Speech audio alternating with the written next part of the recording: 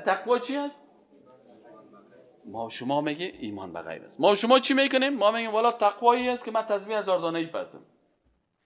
تقوایی است که مثلا من زیاد ذکر کنم. تقوایی است که من زیاد نماز بخونم.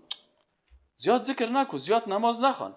اول عقیده قوی بساز. اصول دینت که جور شد، باز اگر عقیدت قوی بود، اگر 50 دفعه ذکر کردی، اگر یک دفعه الله گفتی، سیکو اذا ذکر الله وجلت قلوبهم، میگه وقتی که ذکر الله میشد یک دفعه دلایشان ترس میآید. چرا؟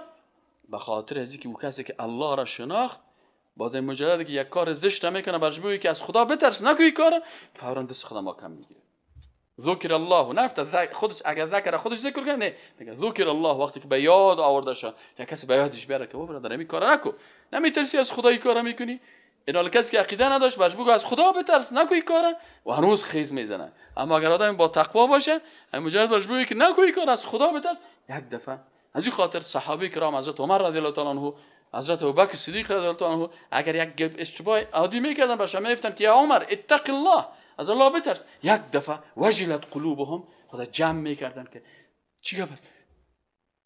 یک دفعه نام الله ذکر شدن، یک دفعه ایسا ترس و وحشت از گناه میگیره. عقیده قوی است. اگر عقیده ضعیف بود، 1000 دفعه سبحان الله الله الله الله الله الله الله الله گفته میره، ببینی که تو 1000 دفعه الله گفتی، نیم ساعت بعدش که از این مجلس که برآمد در گناه مبتلا هست.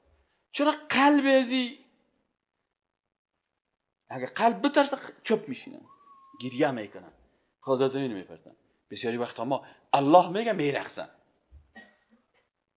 او برش میگه الله الله الله، یتن میپرته. چرا؟ این قلب ازی اذا ذکر الله نمیشناسه الله را، عظمتشه.